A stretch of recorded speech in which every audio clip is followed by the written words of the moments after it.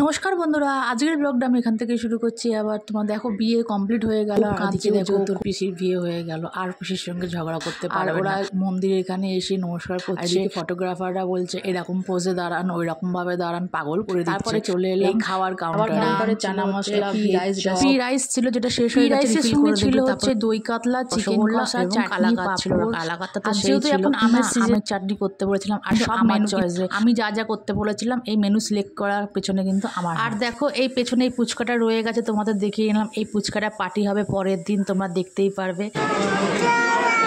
জল খাবি? আর যেহেতু অনেক রাত হয়ে গেছিল, আমি নিয়েছিলাম দই কাতলা, চিকেন আর পি রাইস। কাকিমণি ডাকছে।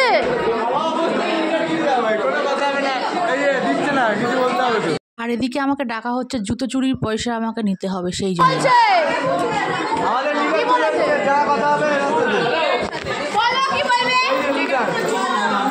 আর ওদিকে ওর বাবা যেহেতু তোমার ছোটো মেয়ে আবদার করছে যে আইসক্রিম খাবে, তোর বাবা কী করছে, অর্ধেক আইসক্রিম খেয়ে দিয়ে ওকে দিচ্ছে, ও সেটাতেই শান্তি রয়েছে। এদিকে দেখো বর আর বউ দুজনে, নতুন বর বউ দুজনেই খেতে বসে গেছে, তার সঙ্গে আমরাও খেতে বসে গেছি। আর তখন বরযাত্রী সব চলে গেছে, ফাঁকা হয়ে গিয়েছিলো। ফাঁকা হয়ে গেলেও কী হবে, ফটোগ্রাফাররা ছাড়েনি ওর পেছনটা। আর এদিকে দেখো এটা হচ্ছে আমার প্লেট, আমিও খেতে আরম্ভ করে দিয়েছিলাম।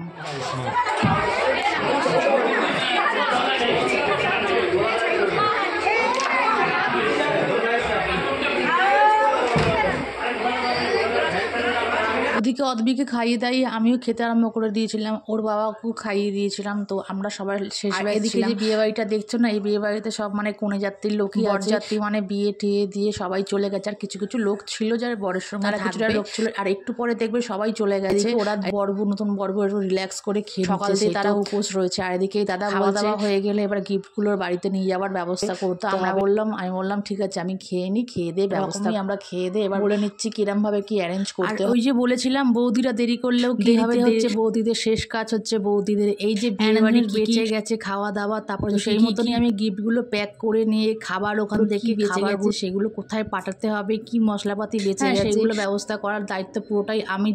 আর দেখো আমরা যে যাই বড়রা নিজের মসজিদে মানে নিজের মতন করে ব্যস্ত হয়ে রয়েছি। আমার দুই মেয়ে বা আর যে বাচ্চাগুলো রয়েছে নিজের মতন করে বিয়ে বাড়িটা এনজয় করছে। আমার ছোট মেয়ে তো চারদিকে খেলছে, আমার বড় মেয়ে তো তার ছোট বোনাকে আর ছাড়ছে না। ছোট বোনার বিয়ে হয়ে গেছে বলে কথা, ছোট বোনার পাশে পাশেই ঘুরছে, মানে ছায়ার মতন। টায়ার্ড হয়ে গেছে, মুখটা দেখলেই বোঝা যাচ্ছে। কিন্তু বাড়িও যাবে না, ড্রেসটাও চেঞ্জ করবে না। কিন্তু আমি বললাম চল তাহলে বাড়িতে গিয়ে ড্রেসটা চেঞ্জ করে আয়। তো বললো না আমি যাবো না, ওখানেই বসে থাকবে। যেহেতু সবাই ড্রেস পরে রয়েছে ড্রেস ছাড়বেন না। তারপর কিছুক্ষণ পর খাওয়া দাওয়া করছে, ওরা মানে ধীরে সুস্থে খাওয়া দাওয়া করছে। তার মধ্যে এবার আমরা এবার কি করেছি, খাওয়া দিকে দেখো তোমাদের দাদা আমার ভিডিও করেই যাচ্ছে। তাড়াতাড়ি করে খাচ্ছিলাম, কারণ হচ্ছে অনেক রাত হয়ে গিয়েছিল না, বিয়ে বাড়িটা তাড়াতাড়ি ফাঁকা করে করবো না, ওদিকে মেয়ে জামাই চলে যাবে 12টার মধ্যে। আর তোমরা একটা জিনিস ফলো, আমরা কত সুন্দর সেজে এসেছি। তারপরে খাওয়া দাওয়া শেষ, ফিনিশিং দেখো আমাদের টিপ মেকআপ সব চলে গেছে। এমনিতেও তো আমি মেকআপ করি না, নিজে করি।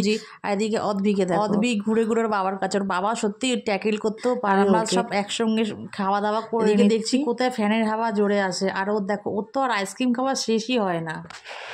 এবারে সব ফাঁকা হয়ে গেছে,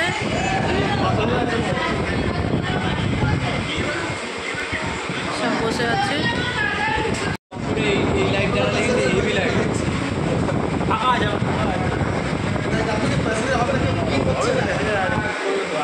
খুলেছো অনলাইন খুলেছো? আর চলো খাওয়া দাওয়া হয়ে গেছে আমাদের। ওটা বাড়িয়ে নিয়ে যাবো, সে নিয়ে তো মিষ্টিও আছে, তাহলে মিষ্টিও নিয়ে যাবে। চলো এখন হচ্ছে রাত 1:30 বাজে, আমরা বিয়ে বাড়ি খেয়ে দিয়ে চলে এসেছি।